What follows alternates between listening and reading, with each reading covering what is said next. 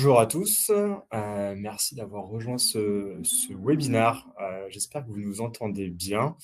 Euh, N'hésitez pas à nous mettre des petits messages juste pour checker que tout est bon pour vous, que le son est bon, que l'image est là aussi. Alors, bienvenue à ce webinaire de rentrée. On va se remettre tranquillement sur les petits sujets. Notamment, on va parler IA générative, un sujet de rentrée, mais pas que. Je pense que c'est des sujets qu'on va aussi discuter tout au long de l'année 2025.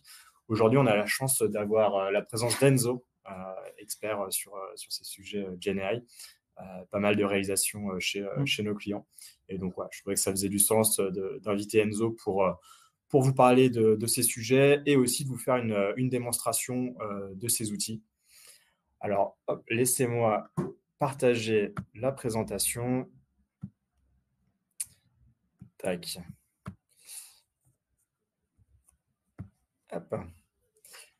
Alors, on espère que le partage est bon pour vous. Alors, comme je vous disais, le sujet du jour, ça va être l'IA générative au service de la business intelligence. Donc, c'est un sujet qui émerge depuis quelques temps, quelques semaines, et il fallait qu'on s'empare du sujet parce qu'on a eu des vraies demandes. On pense que c'est un vrai sujet pour nos clients. Et donc, comme à notre habitude, nous, donc, à Visia, on a un cabinet de conseil expert sur la data et l'IA, et on travaille avec une petite équipe de passionnés, dont Enzo, qui réalise des projets internes, des projets d'innovation pour se faire la main sur ces sujets, découvrir ces technologies, comment on mène un projet d'IA générative. Et une fois qu'on a pu le tester chez nous, on va le déployer sereinement chez nos clients. Et donc, c'est tout l'enjeu d'aujourd'hui. Parce que voilà, c'est des sujets qu'on a pas mal traités et on voulait vous partager un petit peu nos conseils, nos recommandations pour se lancer sereinement sur ces sujets-là. Et du coup, merci à Enzo pour ta présence. Merci à toi pour l'invitation. Et tout de suite, on va rentrer dans le vif du sujet. Alors, pourquoi ce sujet-là? Pourquoi aujourd'hui? Parce que pareil, au fil des discussions, et pareil, nous, en tant que cabinet de conseil, on a un petit peu de recul sur le marché, ce qui se passe, et quelles sont les attentes de nos clients sur la data. Et évidemment, l'IA générative fait partie aussi des discussions du moment. Et donc, on a un sujet qui est apparu. Les équipes data et la DSI veulent vraiment ouvrir l'accès à ces données pour donner un petit peu plus d'autonomie au métier et produire comme ça des services supplémentaires pour vite récupérer des informations issues des bases de données. Alors, pourquoi ce sujet-là? On démarre tranquillement sur quelque chose de plutôt sympa. Donc, rappelez-vous, il y a quelques semaines ou quelques années, quand la self-BI n'existait pas encore. Donc là, on a mis un petit gif pour montrer quand une personne du métier ou du COMEX se pointe dans le bureau 20 minutes avant une super réunion importante et vient vous voir en mode « Ah, il me faut tel chiffre, tel KPI. Est-ce que Enzo, tu pourrais me sauver, le sortir rapidement ?» Bon, là, tout le monde se regarde, qui va prendre la demande, etc. On n'est pas trop enchanté de faire ce genre de demande hyper ponctuelle, soit même des extractions aussi. Et donc, tout l'idée d'aujourd'hui, c'est de voir comment on peut arriver à rendre ces métiers autonomes et à proposer des services qui sont innovants et simples d'utilisation pour des personnes qui n'ont pas forcément de compétences techniques sur ces sujets. Alors, pour revenir un petit peu au déroulé du webinaire, donc on va juste introduire rapidement les sujets d'IA générative. On va aussi vous parler un petit peu des tendances, des trois gros sujets types qu'on a vus sur 2024 et ceux qui se profilent sur 2025, notamment donc, le sujet de la self-service analytics. On va regarder pourquoi ce sujet-là, pour qui, et ensuite comment, donc en vous présentant notre démarche en 6 étapes. Alors, je vous propose tout de suite de commencer par la petite introduction sur l'IA générative. Donc, c'est quelque chose qui est pas nouveau. On en entend parler depuis plusieurs années. Juste pour faire un petit focus, C'est pas quelque chose qu'il faut mettre à côté de l'intelligence artificielle ou à côté du machine learning. En fait, c'est vraiment des technologies qui à chaque fois sont de plus en plus pointues. On reste dans un cadre de machine learning, donc d'apprentissage automatique sur des modèles probabilistes. Et donc, grâce aux nouvelles technologies, à la puissance de calcul, on a eu l'ère du deep learning qui a été vraiment l'avènement des réseaux de neurones hyper complexes qui ont permis notamment de travailler sur des premiers sens humains, la vision ou du langage naturel. Et on est dans la partie génération, pareil, qui va être spécifique soit du langage, soit à de la génération d'images et de vidéos, ou aussi à de l'audio. Et donc nous, aujourd'hui, on va se focus plutôt sur la partie langage, donc en utilisant des LLM. Pourquoi? Parce qu'on va parler de génération de code, on va aussi parler de génération de réponses en langage naturel, de compréhension et génération. Et évidemment, la génération de code, en fait, le code SQL, c'est un langage en fait comme un autre. Et donc, c'est pour ça que les LLM font partie de cette brique et c'est grâce à eux qu'on peut générer du code SQL, Python et compagnie. Si on regarde un petit peu ce qui s'est passé sur l'année 2024, donc comme je disais, voilà, nous, on a pu analyser, prendre un peu de hauteur. On a eu globalement trois gros sujets. Les premiers, donc ceux qui sont arrivés le plus rapidement, même fin 2023, début 2024, on a vu beaucoup. Donc nous, ce qu'on appelle des assistants intelligents, c'est des petits produits boostés à l'IA générative qui vont permettre d'accélérer de la génération de contenu, donc de la rédaction d'emails ou de la recherche d'informations. Donc c'est des projets qui fonctionnent bien, qui sont assez innovants et qui sont très bien pour se faire la main sur ces sujets-là. Par contre, ça répond plutôt à un besoin métier qui est très précis. Donc, c'est vrai que c'est des nouveaux sujets parce qu'on ne pouvait pas les traiter avec l'IA classique comme on avait il y a quelques années. Et ça répond à un vrai besoin métier. Par contre, en termes de ROI, c'est vrai que ce n'est pas là où on va aller chercher le plus de rentabilité ou de la croissance sur du chiffre d'affaires. Effectivement, on va plutôt être sur de l'aide à nos opérateurs, à nos collaborateurs, plutôt qu'un vrai gain de ROI. Donc, ces sujets-là, je pense qu'on en a beaucoup parlé. C'est très bien, ça peut vraiment résoudre des soucis et aider vos équipes. Par contre, effectivement, le step d'après, c'est de se dire comment j'utilise cette technologie pour optimiser mes processus, aller chercher de la rentabilité, faire de la croissance au niveau de mon chiffre d'affaires. Parce que si demain, vous n'utilisez pas cette technologie-là, d'autres vont arriver, n'auront aucun scrupule pour vraiment partir de zéro. Eux, ils partent de feuilles blanches et donc vont pouvoir utiliser ces technologies-là pour prendre de l'avance et potentiellement réduire des coûts. Et donc ça, on a bien compris. Je pense qu'il y a une bascule voilà, sur 2024 où on s'est dit, OK, c'est vrai qu'il y a un petit effet waouh, on a vu quelques chatbots passer. Aujourd'hui, nos clients se rendent compte qu'il y a des vrais sujets opérationnels et des vrais sujets de processus sur lesquels l'IA générative peut vraiment faire la différence. Et donc ça, c'est des sujets qui vont être parfois un petit peu plus complexes parce qu'on va devoir intégrer notre produit aux autres produits, à l'infrastructure de notre organisation. Et donc, voilà, ça demande un petit peu de connaissances, un petit peu de connaissances techniques pour brancher tous les tuyaux entre eux. Et peut-être que demain, c'est un petit peu le sujet peut-être de 2025, 2026, 2027, où on ira de plus en plus vers l'agentivité, donc des process complètement autonomes boostés grâce à la générique. Et enfin, le dernier sujet qui nous passionne en ce moment, c'est tout ce qui va être assistant au pilotage. Donc pour prendre des décisions rapidement, pour aider vos équipes data à aller plus vite, pour sortir des KPI intelligentes, sortir plus vite des analyses, sortir plus vite des ciblages, etc. Et donc tout ça, ça va passer notamment par des sujets de type comment j'interroge mon SI en langage naturel. Et donc là, c'est une complexité supplémentaire parce qu'on va le voir, en fait, on va devoir intégrer plusieurs sous-agents au sein d'un même produit, d'un même service. Mais par contre, voilà, c'est aussi hyper intéressant parce que ça répond aussi à une problématique d'autonomie des métiers, de laisser la main et de laisser la data dans les différentes BU pour qu'elle puisse être exploitable par tout le monde et rapidement. Donc voilà un petit peu l'overview. Comme je disais aujourd'hui, on va parler du dernier sujet, donc l'interrogation du SI en langage naturel. Et donc pour commencer, voilà, on va vous présenter globalement c'est quoi le concept de ce projet, de ce produit.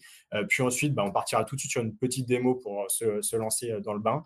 Et enfin, on pourra vous expliquer en détail pourquoi ça reste intéressant. On vous montrera quelques exemples qu'on a pu mener chez nos clients. Et enfin, la dernière partie avec toutes les étapes guidées pas à pas pour se lancer sur ces sujets. Et je donne du coup la main à Enzo qui va pouvoir peut-être nous expliquer un petit peu c'est quoi le grand concept et comment ça fonctionne. Merci Mathieu. Tout ce qu'on dit depuis le début, en tout cas, c'est qu'il y a un vrai intérêt pour ce besoin-là, en fait, donner de l'autonomie aux équipes, pouvoir communiquer directement avec la BI. Et en fait, tout l'intérêt, c'est d'avoir un agent à qui on donne un maximum d'informations, du coup, sur notre système d'information, en lui donnant un maximum de clés qu'il va pouvoir utiliser, du coup, pour requêter notre système d'information et en sortir des KPI, de la donnée, qui pourra ultérieurement servir aux équipes. Et donc, en fait, tout ça, il y a un vrai besoin de simplicité pour l'utilisateur quand il vient communiquer avec cette plateforme-là, de rapidité de la réponse également. Donc, si la requête met plusieurs heures à parvenir, donc il va privilégier le collaborateur qui est à côté ou dans le service d'à côté avec qui il pourra communiquer, pardon. Et également un grand besoin de fiabilité. Donc, s'assurer que c'est pas parce qu'on n'a pas un interlocuteur humain derrière l'outil que la donnée n'est pas fiable, que la requête n'est pas la bonne ou que la donnée dans le système d'information n'est pas celle que je voulais récupérer. Donc voilà, donc c'est un peu vraiment tout ça donc, qui se résume en 3 mots, c'est simplicité, rapidité et fiabilité. Et donc en fait, c'est tout l'objectif de ces outils-là pour analyser la Ouais. C'est vrai que le côté fiabilité, c'est souvent la question, c'est comment on est sûr que l'agent va sortir les bonnes réponses, va sortir la bonne requête. Et donc, on va vous en parler. Justement, il y a pas mal de méthodes, d'astuces aussi, et même des choses un peu plus larges pour donner de l'information sur la fiabilité de l'agent et de la réponse qui va être proposée. Hop. Alors maintenant, on va passer à une petite démo. On s'est dit que c'était peut-être le mieux pour vous montrer un petit peu où on en était. Et du coup, hop, je vous partage donc cet écran. Je vais laisser la main à Enzo pour vous faire la démonstration. J'espère que tout est bien visible pour vous. Apparemment, oui. Très bien. Et alors peut-être juste avant, pour introduire Enzo, est-ce que tu peux nous expliquer concrètement qu'est-ce qu'il y a derrière parce qu'on est sur des données donc internes à Visia effectivement pour notre démo, donc qu'on a légèrement modifié effectivement pour pas qu'il y ait trop de problèmes de confidentialité. Concrètement, il y a combien de tables derrière, quel est un petit peu l'environnement data sur ce projet? Clairement. Alors, comment ça se configure? Nous, de notre côté, on a à peu près 6 ou 7 tables. Donc, Ouais. BigQuery, donc, comme Mathieu l'a dit, sur l'environnement Avisia. Donc, ça peut correspondre à des données sur les consultants, sur les entités, sur les différents types de missions et de clients, etc. Et tout l'objectif, c'est de pouvoir mettre à disposition un outil où, lorsqu'on pose une question en langage naturel, eh bien, on vient générer du coup une requête SQL, donc notre système d'information qui est derrière, pour pouvoir récupérer la donnée qui est fraîche de nos tables qu'on a mis de côté, et ensuite, par la suite, générer une réponse à la question qui a été initialement posée. Donc en fait, nous, on a pour ça, pour la démo, on a créé une web app qui récupère en fait toutes ces différentes informations. Donc elle se décompose, il y a pas mal de features et c'est voué à évoluer également. Donc toute la partie login, on peut récupérer simplement les informations de l'utilisateur, son historique de conversation. Ou s'en servir comme sécurité d'entrée C'est si ça, effectivement aussi. on ne veut pas que tout le monde puisse se connecter à notre application. C'est ça, clairement, ou même si on veut segmenter en fait en fonction des services. Typiquement, on veut que le service commercial ne puisse pas avoir accédé, je sais pas, typiquement à des tables plutôt côté particulière, direction ou peu importe. Ça peut également nous servir à vraiment segmenter et avoir différents scopes sans que l'utilisateur le sache. Pour lui, l'interface reste la même, mais derrière, on lui affichera pas forcément les mêmes données, il n'aura pas accès à la même chose. Donc, on se connecte, bien évidemment, on peut afficher des règles de bonne pratique. Quelles questions on peut poser, quelles réponses à laquelle on peut s'attendre. Et on a également un petit effet de customisation. On peut décider d'avoir la requête SQL qui a permis à récupérer la donnée, de l'avoir affichée sur l'interface. D'accord. Ça, c'est réglable en fonction peut-être du public. C'est ça.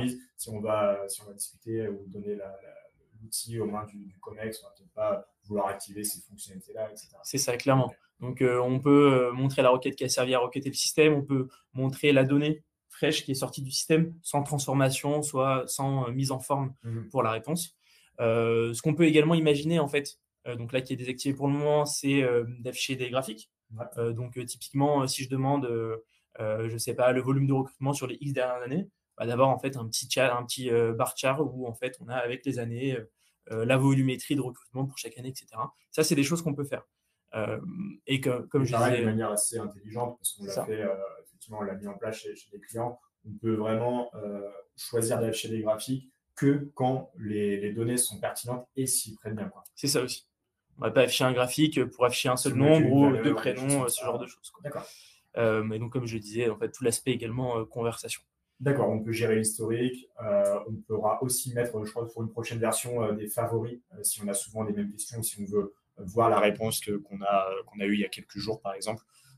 Ça sera possible ici, quoi. C'est ça, clairement. Ok. Alors, une petite question pour commencer.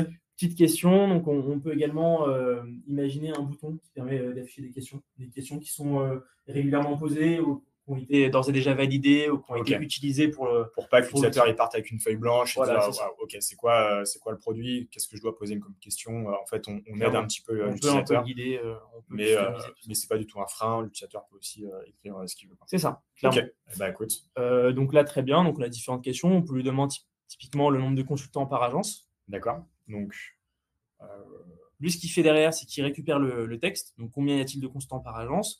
Et nous, on va lui donner les schémas de notables, un maximum d'informations, un maximum de clés qui vont lui permettre du coup de générer la requête pour répondre à cette question. d'accord. Et donc là, on peut afficher la requête qu'il a utilisée.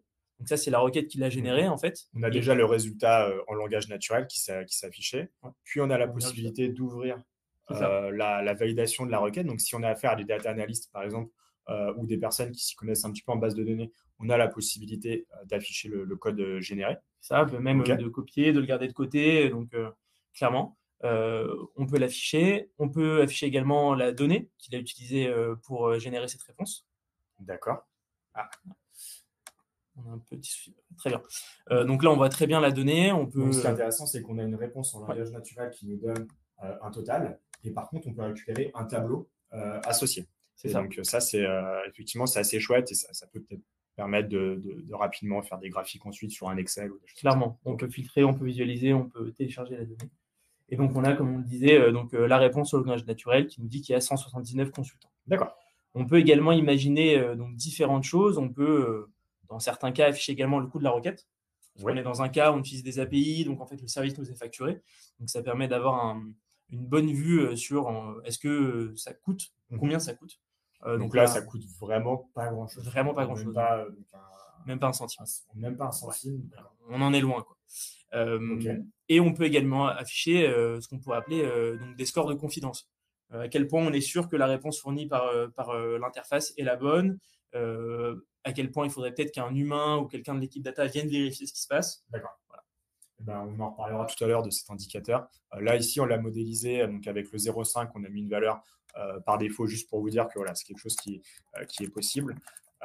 Mais évidemment, ça, c'est des choses qui sont calculées au moment où on calcule la requête et les résultats. Et donc là, maintenant, qu'est-ce qu'on va lui demander alors? On va peut-être lui demander une question un peu plus précise. On a vu dans les données, donc on avait différentes agences. On peut demander le détail pour une agence. Donc effectivement, si je veux faire une extraction des consultants donc de l'agence Avisia, ok, tac, tac, tac. Date d'arrivée des consultants, très bien. Donc, donne-moi le user ID, le trigramme et la date d'arrivée des consultants pour Avisia West. OK. Donc là, on se place plutôt donc, sur une petite extraction de données. Alors, nous, c'est des chiffres, des données qui ne sont pas commerciales. Mais demain, on peut imaginer des tableaux de plusieurs centaines de lignes qui peuvent être téléchargés donc, de la même manière. C'est ça. OK. Donc là, c'est très simple. On a le petit bouton en haut pour télécharger les données. On peut enlever des colonnes, on peut faire des filtres et télécharger l'output directement en CSV ou en format Excel. C'est ça. Ok, très, très clair. Alors, sur les dates aussi, est-ce qu'on a des problèmes particuliers? Par exemple, si on demande des recrutements sur 2024, etc. Est-ce qu'on a identifié peut-être des problèmes ou des choses où justement on n'a pas à s'en occuper pour pour Clairement. toujours être là et contrôler ce qui se passe. Clairement, on sait, les manipulations sur les champs en date, c'est assez contraignant, c'est assez compliqué. Mais en donnant suffisamment d'exemples, suffisamment de contexte, il Ok. arrive à bien répondre à la question. On peut lui demander, donc, comme tu disais, le volume de recrutement sur une année. Le volume de recrutement sur 2024, par exemple, on n'est pas obligé de spécifier du 1er janvier à la C'est ça. date d'aujourd'hui. Automatiquement, le LLM va comprendre la demande, va faire ses bonnes dates et générer la requête en fonction. Donc lui, il nous affiche 60. On va Voilà. voir comment il a géré. Voilà. OK. Donc voilà, donc il a différentes façons de le gérer. Soit il faisait du 1er janvier au 31 décembre, D'accord. soit il se dit, bah, je Soit il regarde récupère les dates où il y l'année. a 2024 et puis OK, ben, nickel. extrêmement clair. Et donc voilà, ça, c'est des exemples qu'on peut générer à la volée. Donc pour le moment, nous, on a fait donc, sur nos données en interne, on a une base de données donc, ce sont des données brutes qui sont connectées à l'application. Elles sont relativement propres quand même. On travaille dans le secteur, donc on a un SI qui est plutôt propre, mais voilà, on n'a pas agrégé de table ou quoi que ce soit. Ça va être un petit peu le sujet d'après. Ben, en tout cas, merci à Enzo pour la démo. On va repasser sur les slides. N'hésitez pas si vous avez des questions, si vous avez des remarques particulières ou quoi que ce soit. Pour l'instant, on ne voit pas, on est sur la présentation, mais à la fin, on pourra réagir à ces questions-là si on a un petit peu de temps. Donc voilà, pourquoi ce sujet, on a déjà beaucoup parlé. Libérer l'accès à la donnée. Prendre des décisions rapidement, que ce soit les responsables data, le COMEX ou toute autre personne qui aurait accès à l'outil. C'est aujourd'hui des choses qui sont cruciales. Ça va de plus en plus vite dans le monde de l'entreprise. Donc, il faut aller vite, il faut vite s'adapter. Et c'est en partie grâce à la donnée. Et enfin, dernier point important, c'est la partie confort de vos équipes data. On sait que ces sujets-là, ce n'est pas des sujets forcément toujours très sexy d'extraire des tableaux pour ensuite envoyer un fichier Excel, etc. Et donc là, c'est clairement la possibilité pour vos équipes de se donner un petit peu de temps et aussi de travailler de manière un petit peu différente. On va le voir tout à l'heure avec la partie peut-être enrichissement des exemples, validation, etc. Alors, est-ce qu'on maintenant on peut rentrer assez rapidement dans les détails? Je vois le chrono qui tourne. Est-ce que tu peux juste nous expliquer, voilà, c'est quoi le contexte, comment on l'enrichit, pourquoi c'est important, et ensuite qu'est-ce qui en découle? Clairement. C'est primordial. Donc, quand on pose une question à notre agent, notre LLM, il faut lui donner un maximum de contexte. Qu'est-ce que c'est le contexte? Donc, dans notre cas, c'est des informations sur la base de données. Quelle table il va être amené à requêter? Quels sont les champs dans la table qu'il va être amené à requêter? Quels sont les types de champs pour qu'il sache si c'est un champ date, quel type de transformation il peut faire sur ce champ-là. On peut également lui donner des exemples. On lui donne des questions et des requêtes qui ont été générées pour l'indiquer, pour lui donner une sorte de format à respecter de ce qu'on attend de lui. Donc ça, c'est très important. Et également aussi lui donner des informations spécifiques, typiquement de gérer une valeur de telle manière, de répondre de telle manière, etc. Et on a un petit exemple un peu plus tard qu'on pourra également détailler si on veut. Donc finalement, sans ces exemples-là et sans ce travail un petit peu manuel, on va voir comment on peut automatiser, simplifier ça. Mais on n'y arrivera pas. C'est-à-dire que le LLM, il ne peut pas connaître de manière simple et naturelle ce qui se passe dans vos données. C'est ça. Okay, on n'y arrivera pas. Et il faut savoir que plus on lui donne de clés, plus on va avoir une réponse qui est à même de nous satisfaire. Ok, très bien. Et donc après, l'étape d'après, toutes ces informations, elles sont envoyées au LLM, qui a le maximum d'informations pour générer la requête. C'est ça. Donc on peut voir différentes déclinaisons des LLM et qui sont plutôt spécialisées sur un scope très précis, peut-être médical, juridique, d'autres sur la génération de requêtes SQL ou d'autres types de langage. Et en fait, voilà. Ok. Super. Et donc, voilà. Ensuite, il faut bien quand même s'assurer que la requête passe sur le SI, sur les bonnes tables, et ensuite la réponse qui est générée en langage naturel, comme on l'a vu. Très clair. Alors, avant de passer dans la démarche, donc en 6 étapes, comme on vous l'a proposé, on voulait juste aussi vous montrer un petit peu ce qui se passait et comment on peut attaquer ces sujets-là et comment on l'a fait avec certains de nos clients. Donc, aujourd'hui, voilà, on vous montre trois exemples qui ont des complexités différentes, mais on vous invite aussi à démarrer petit, à regarder comment ça peut fonctionner sur vos données. Est-ce que vous avez tout pour vous lancer? Et ensuite d'itérer et d'ajouter des fonctionnalités, etc. Vraiment, ce qui est hyper important au début, ça va être le scope et la complexité de vos tables. Donc là, on a eu un premier cas que l'on a travaillé dans le domaine du luxe. Ce client-là a fait le choix de partir sur quelque chose de très restreint, vraiment une table agrégée, nettoyée, préparée, par contre qui est mis à jour très régulièrement, voire quasi du temps réel. Et le fait, par contre, d'avoir une table simple va simplifier beaucoup de choses pour le modèle. Et par contre, ce qui n'empêche pas le fait d'avoir une seule table simple, d'avoir un vrai besoin que l'outil réponde à un vrai besoin métier, un vrai besoin pour notre client. Il faut faire vraiment la distinction entre je mets plein de choses et ça va répondre à tout, mais en fait, tout le monde va peut-être utiliser l'outil, mais va pas trop savoir pourquoi. Alors que là, cette approche était vraiment, OK, je sais qu'il y a un souci, je sais qu'il y a un problème ici, comment je peux le résoudre? OK, ben là, on a des nouvelles technologies maintenant qui permettent de pallier à ce problème. Et donc ça, c'était la première version. Ensuite, on a accompagné un autre client dans le thème du voyage, où là, cette fois-ci, ils ont choisi, eux, de la du fait de la complexité de leur thématique qu'ils avaient ciblée, ils étaient obligés d'avoir des référentiels, des tables de faits, etc., sur les réservations. Et donc là, ils ont aussi fait le choix de nettoyer en amont les tables. Mais par contre, on avait l'ajout de jointures, notamment l'ajout d'agrégation, etc. Donc, ça rendait le système un petit peu plus complexe. Il n'y avait pas énormément de tables. Hein. On était sur 3-4 tables. Et, euh, et du coup, ça reste quand même assez simple parce que les LLM, globalement, ils savent faire des jointures, ils savent faire des agrégations. Par contre, effectivement, le nettoyage était quand même assez intéressant ici parce qu'on sait tous qu'il y a des règles métiers qui sont ultra importantes et parfois, cette connaissance, elle se perd un petit peu. Et donc, le fait de proposer des vues BigQuery, par exemple, déjà nettoyées ou avec des filtres de base, ça peut être une solution intéressante à réfléchir. Et enfin, le dernier cas donc, que l'on a travaillé avec un opérateur téléphonique et ce qu'on vous a présenté tout à l'heure, c'est vraiment on se connecte aux bases de données brutes, on donne un maximum d'exemples, on donne vraiment beaucoup d'instructions et avec tout ça, on espère que tout se passe bien, mais voilà, il n'y a pas de raison. Donc, trois niveaux, mais voilà, plutôt partez du début, regardez comment ça fonctionne et ensuite, on pourra vous accompagner pour ajouter des étapes. Nous, on a pas mal aussi de programmes automatisés, de tips pour aller sur des cas plus complexes. Et maintenant, donc, comme promis, donc, la fameuse démarche en 6 étapes. Donc, comme je vous disais, c'est des choses qu'on a pu faire chez nos clients, qu'on a aussi pu faire en interne, qui devraient peut-être faire aussi on devrait se lancer dans un petit livre blanc aussi sur le sujet, parce qu'on sent qu'il y a de la demande, qu'il y a de l'envie.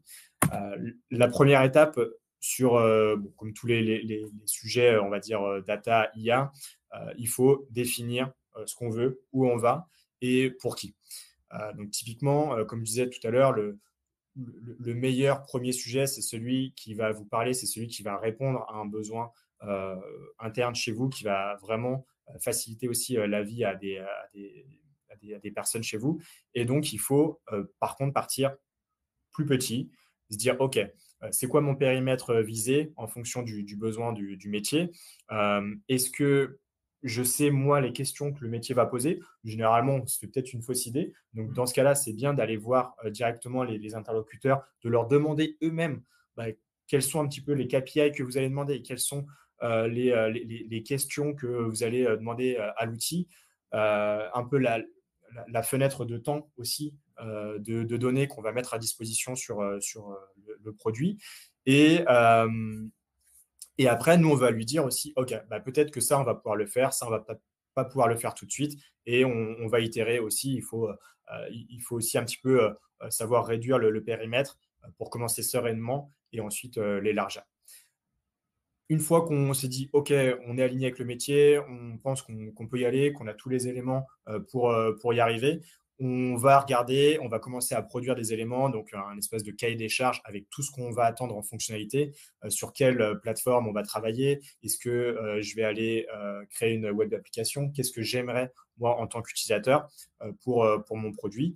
Et aussi, il va falloir commencer à réfléchir à quelle table je vais avoir besoin. Est-ce que, est-ce qu'elles sont déjà prêtes? Est-ce que j'ai besoin de les préparer? Et cetera. Et donc ça, tout ça, on va mettre toutes ces conditions, toutes ces contraintes, dans le cahier des charges, pour s'assurer que tout le monde soit aligné dès le départ, sur le cas d'usage. Ensuite, on a la partie donc, construction du dictionnaire de données. Donc, là, je pense que, Enzo, tu pourras nous aiguiller un petit peu. Concrètement, on sait que c'est la chose peut-être, la plus importante pour que le système fonctionne. Est-ce que tu peux nous donner des billes pour savoir qu'est-ce qu'il faut mettre et comment on récupère cette information? Clairement, donc on a parlé un peu plus tôt de l'importance du contexte et en fait, quand on attend du LLM à ce qu'il vienne requêter nos tables, il faut, lui expliquer en quoi consistent ces tables. Mmh. Donc la table qui, s'appelle user, quel est son scope? Est-ce qu'elle parle pour parler de nous, est-ce qu'elle parle que des consultants, des managers, des directeurs? De qui elle parle? Également, quels sont les champs qu'on peut venir requêter dans cette table, et quels sont les formats? Donc on le disait, c'est important pour un champ date d'arrivée de préciser que c'est une date. Comme ça, il sait que s'il veut faire une transformation, quel type de transformation s'offre à lui, quelles sont ses possibilités, D'accord. sur les filtres, et cetera. Également sur tout ce qui est jointure. Donc, les tables, elles peuvent être jointes ensemble. Donc c'est, l'aiguiller sur, tiens, telle table, tu peux la joindre avec telle autre table, ça pourrait te donner tel résultat. Ça, c'est hyper important également. Et par contre, c'est un travail alors qu'on peut réaliser soit manuellement, ce qui peut être un petit peu, fastidieux. C'est ça. Et est-ce qu'il y a des parties qui peuvent être automatisées? Donc nous, voilà, pour rien vous cacher, on a réussi à automatiser une partie. Comment on est arrivé là? Pourquoi on a pu automatiser une partie de ce travail? Et est-ce que si on n'a pas ces outils-là, si on n'a pas des métadatas ou des data catalogues, est-ce qu'on peut quand même, y arriver? Est-ce que c'est bon? Clairement, on peut quand même y arriver. C'est un travail manuel qui doit être fait ou, à la limite semi-automatique. Mmh. On peut s'aider à partir du moment où on l'a fait sur une ou 2 tables, on peut s'aider d'autres outils, typiquement encore une fois des LLM pour nous aider à transposer ce qu'on a fait sur les premières tables sur le reste des tables. Et ça a toute son importance. On a réussi à l'automatiser. Nous ce qu'on fait, c'est qu'on récupère pour chacune des tables la description des tables, tous les champs, les types des champs, donc comme on l'a dit, si c'est un texte, une date, et cetera. Également, la valeur de ces champs. On sait qu'on a des champs qui ont un nombre de valeurs finies. On sait que typiquement, ça peut être Avisia Ouest, Avisia Nord, Avisia OK, donc Est. automatiquement, on Voilà, va récupérer le nombre de modalités, la c'est liste des ça, modalités via c'est ce ça, petit programme, et aussi, le type de variable, et cetera. clairement. Et OK, l'importance, en fait, de lui donner jusqu'aux même les modalités, c'est de réduire la marge d'erreur qu'il va y avoir, notamment quand on va lui demander des filtres. Si on lui demande les consultants que sur une entité précise, s'il connaît la structure de cette entité précise, comment elle s'écrit, on d'accord. réduit Ça encore sera une fois mieux la marge pour d'erreur. avoir des filtres qui sont vraiment sur Clairement, les bonnes valeurs, et c'est cetera. ça. Clairement. Donc du coup, si c'est un travail manuel parce qu'on n'a pas, par exemple, de métadatas qui sont renseignés, au sein de nos tables, donc de nos objets, par exemple BigQuery ou autre, on peut le faire et c'est pas forcément très, très long parce que si on a une table, 2 tables, 3 tables, en fait, mettre une description de la table et des colonnes, ça peut se faire comme ça. Par contre, effectivement, si on est dans des cas un petit peu plus complexes, c'est mieux d'automatiser, On a intérêt à la automatiser. tâche. Même si demain on ajoute, une variable ou si on met à jour une vue, bah, en fait, on pourra récupérer Automatiquement. automatiquement, ces schémas-là, via un petit script, qu'on a pu développer. Clairement. Et dernière option aussi, souvent ces informations-là, elles peuvent être détenues dans des data catalogues. Et donc, est-ce qu'on a la possibilité aussi de récupérer ces infos de la même manière? Aussi, de la même manière. Donc, ce sera un script qui sera différent, mais le fonctionnement reste le même pour récupérer un maximum d'informations. D'accord. Eh ben, écoute, très bien. Donc pour cette étape, c'est assez clair. On fournit un maximum d'informations sur nos tables. Et ensuite, là, donc, l'étape 3, celle qui est aussi importante, on a parlé d'exemples. Donc, ce qu'on a compris, c'est que plus on allait avoir d'exemples, ça allait aider donc, le LLM à la génération de la requête. Comment ça fonctionne? Donc, c'est un système de RAG. Est-ce que tu peux nous expliquer un petit peu comment ça fonctionne et pourquoi c'est pertinent pour ce cas? Clairement. Comment ça fonctionne? Donc, un système de RAG, en fait, c'est toujours dans cette sorte de contexte. On vient appuyer ce contexte-là. Typiquement, quand on vient poser une question, nous, ce qu'on va faire, c'est qu'on a en amont des exemples enregistrés de questions et de réponses qui ont Mhm. déjà été validés. Et ce qu'on va faire, c'est qu'on va faire une sorte de calcul de similarité entre les questions que nous, on a préenregistrées et D'accord. la question de l'utilisateur. Ok. Et donc, l'intérêt de ça, en fait, c'est si l'utilisateur vient poser une question, on vient lui récupérer les questions qu'on sait sont validées, les requêtes sont les bonnes, etc., qui se rapprochent le plus de cette question-là. Et en fait, ces exemples-là, ils vont servir à avoir une génération de réponses encore plus précise. D'accord. On peut l'imaginer de différentes manières. On peut récupérer que la question et la réponse, la question, la requête, la réponse, etc. Et donc, j'en ai parlé. Donc, on a des calculs de similarité qui peuvent être faits. Mhm. Donc, mais également, on a d'autres types de recherches, des recherches par mots-clés, etc. Et en fait, c'est la fusion de tous ces types de méthodes qui nous permet d'avoir les exemples les plus précis et d'avoir une génération encore plus précise. D'accord, ok. Et donc, c'est vraiment ces exemples-là. Au début, on qu'on a un nombre, allez, si on se dit on a une table ou deux, trois tables, il faut combien d'exemples de requêtes? 5, 10, 20 peut-être Clairement, on n'a pas besoin de partir avec un énorme paquet de questions-réponses. Mhm. Si on a peu de tables, on peut se dire que de l'ordre d'une vingtaine ou trentaine de questions-réponses grand maximum, Ouais. c'est suffisant pour couvrir la majeure partie du scope de ces tables-là et d'évoquer notamment les cas un peu plus précis qui seront les plus à même d'avoir des difficultés. D'accord, donc avec 20 exemples, 10 exemples, le LLM, lui, va être capable de généraliser à l'ensemble des demandes qu'il va pouvoir recevoir sur sa plateforme. C'est ça. Ok, bah, très clair. Donc maintenant, sur l'étape K, donc, on a fourni les documents donc, concernant le schéma de notre SI, donc des tables que l'on va attaquer. On a précisé donc, en étape 3 les exemples de questions. Et enfin, une fois qu'on a ça, il va falloir commencer à designer un petit peu donc ce qu'on appelle le back-end. C'est vraiment les enchaînements d'étapes qui vont permettre de répondre à la fameuse question. Donc déjà, alors on ne va pas passer sur toutes les étapes une à une, mais ce qu'il faut avoir en tête, c'est que finalement, ce n'est pas un seul agent où derrière, on a un seul appel au modèle qui va faire tourner tout l'outil. On va enchaîner des étapes, donc des sous-agents, comme on pourrait les appeler, qui vont être spécialisés et qui vont être un petit peu, c'est pas fine-tuné, mais qui vont être vraiment optimisés pour répondre au mieux à sa tâche unique et précise. Donc typiquement, le premier cas, ce qu'on pourrait imaginer, c'est un appel à un LLM, donc à un premier agent, qui lui est en charge de dire, OK, est-ce que la demande d'utilisateur est dans mon scope ou pas? Est-ce que j'ai toutes les informations qui sont nécessaires pour répondre correctement à la réponse? Parce que je suppose que si un utilisateur demande la météo du jour, je pense que ce n'est pas très intéressant de rentrer dans toute la boucle pour essayer de générer une requête qui ne pourra pas aboutir. Et donc, c'est pour ça d'avoir cette espèce de routage, ça peut être quelque chose d'intéressant. Ensuite, quand on rentre un petit peu dans la boucle, alors on va avoir plusieurs choses possibles, de la reformulation de questions, ce qui peut ensuite aider l'agent suivant à mieux comprendre typiquement des cas d'évolution. Une évolution, c'est peut-être un petit peu complexe au début à comprendre. En fait, on va lui dire peut-être c'est juste une différence entre les deux périodes qui évoluent par l'utilisateur et ça peut peut-être aider le LLM donc de l'étape d'après, qui lui va générer la requête SQL. On pourrait imaginer aussi un autre agent qui vient vérifier le code SQL qui a été créé. D'ailleurs, pour ces outils-là, est-ce qu'on utilise systématiquement toujours les mêmes modèles ou par exemple, pour la génération de code SQL, est-ce qu'on va utiliser des modèles assez généralistes type GPT-4 ou Gemini Pro? Est-ce que tu as des noms de modèles un petit peu particuliers? Clairement, l'objectif, vu qu'on a différentes tâches, le mieux, c'est d'avoir des modèles qui sont spécialisés. D'accord.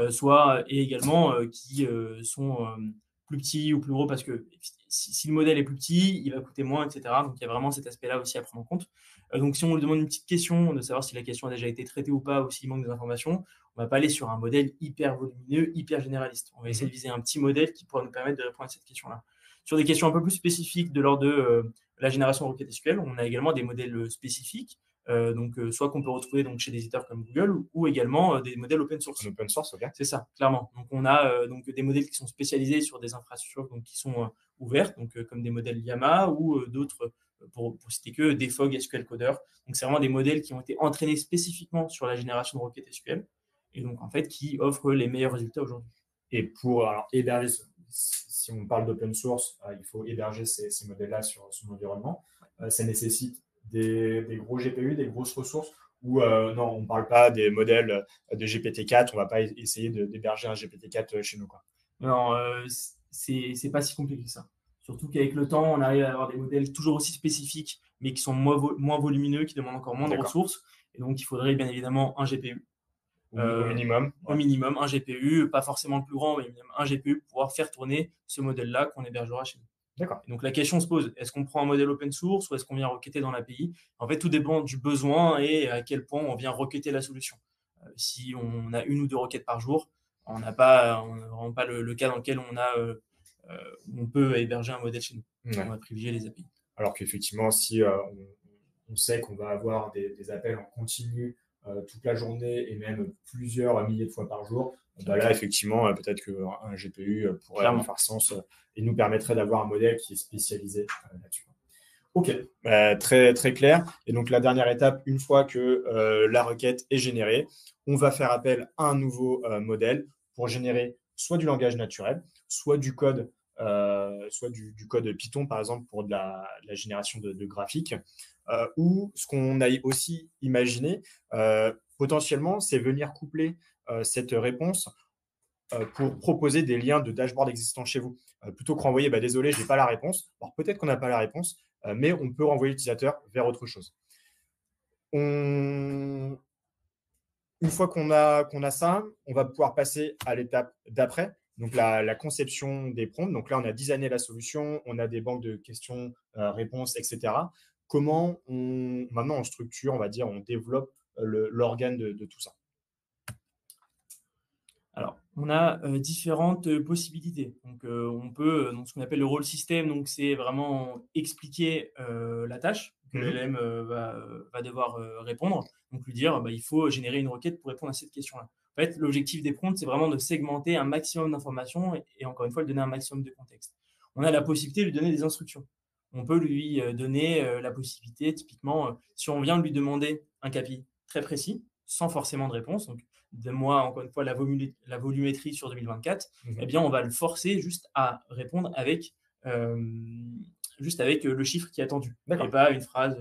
Ouais, c'est les exemples qu'on voit ici avec le count, as total. Ok, ça marche. C'est ça. Et l'astuce un petit peu du incomplete schéma pour botter en touche. Ça, c'est très bien. Ça. Effectivement, ouais. Donc, quand on n'a pas les différents agents qui permettent de faire les va-et-vient, on peut utiliser notre LLM pour générer la réponse et on peut lui dire, écoute, si la question si la requête qu'on te demande de générer ne peut pas être générée avec le schéma qu'on te fournit, renvoie que ton schéma est incomplet. Et donc, après, nous, on a un système en fait, de boucles où on vient incrémenter, etc., jusqu'à ce qu'il puisse répondre à la question. Et donc, le fameux schéma, c'est ce qu'on voit à droite ici, c'est ce qui est inséré depuis la base de connaissances, le contexte qu'on a créé. On a extrait automatiquement, etc. Donc, encore une fois, avec les noms des tables, les champs, etc.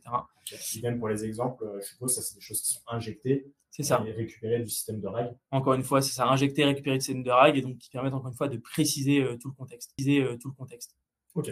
Donc, on a des instructions globales, on a le schéma des tables qui vont être requêtées et on vient injecter des exemples au fur et à mesure en fait, que le bot avance dans sa pipeline. On vient compléter comme ça le prompt et injecter donc 2, 3, 4 exemples. En fait, ça, c'est des choses qui peuvent être aussi ajustées en fonction des performances. Et ensuite, la génération de la réponse, donc, qui est assez classique, je suppose. Classique, on lui demande de générer avec tout le contexte qu'on lui a donné, la requête associée. Ok, écoute, parfait. Donc ça, c'est vraiment la structure prompt. Alors, c'est plus long que ça, évidemment. On vous a fait vraiment que quelques sélections pour bien comprendre et donner aussi quelques petits tips. Mais un fichier de prompt, c'est un peu plus long que ça. D'ailleurs, on peut le rédiger en anglais et en français. Ça ne va pas forcément changer grand-chose, tout comme les descriptions des tables, je suppose. Ça va dépendre du modèle qu'on utilise. Si on utilise des modèles assez volumineux, des GPT, des Gemini, etc., on peut se permettre de faire anglais-français. Quand on arrive dans les modèles un peu plus spécialisés, généralement, ils le sont sur une langue ou 2 langues. Donc là, il faut bien vérifier le coche. Est-ce qu'on peut poser en français ou pas? Ok, ça marche. Dernière étape, une fois que notre produit, le back-end est fait, on va devoir créer l'interface. Donc là, on a 2 solutions. Soit on va fournir les réponses à une API distante, à une API de discussion, d'une messagerie instantanée, par exemple, donc Google Chat, Teams. Alors, c'est très bien, c'est très simple, on n'a rien besoin de maintenir, mais par contre, c'est assez limité. On ne va pas pouvoir afficher des graphiques, on ne va pas pouvoir aller aussi loin que ce qu'on a vu tout à l'heure sur la démo. L'autre solution, c'est plutôt de partir effectivement sur la web app avec donc différents frameworks type Gradio ou Streamlit, où bah, là, on peut vraiment faire ce qu'on veut. On n'a pas mis dans la démo les petites notes aussi, les petits pouces, etc. Ça, c'est des options qui sont facilement exploitables avec du Streamlit, par exemple. Et bah, voilà, on va avoir une expérience un petit peu plus avancée. Et ça, c'est quelque chose aussi d'hyper intéressant parce que si votre Comex il arrive sur une interface qui est assez moche, années 90, ou avec des boutons qui sont tout carrés, c'est pas joli. Bon, on choisira peut-être d'aller sur Google Teams si on n'a pas les capacités à développer ces applications. Parce que oui, ça nécessite quand même un petit peu de compétences web aussi. Effectivement. Bah, super, donc là, on peut estimer que notre produit, il est lancé, il est prêt à partir. Deux, trois petites choses à mettre en place, c'est la partie monitoring. On va essayer maintenant de regarder c'est quoi le cycle de vie du produit, comment on fait pour s'assurer que l'outil ne dérive pas, qu'il est utilisé, etc. Donc déjà, il y a un système de log qui est mis en place. Donc ça veut dire que sur une interface administration, nous, on peut regarder tout ce qui se passe, toutes les conversations qui sont tombées. On a aussi la possibilité de venir extraire que les conversations où le score de confiance était très faible.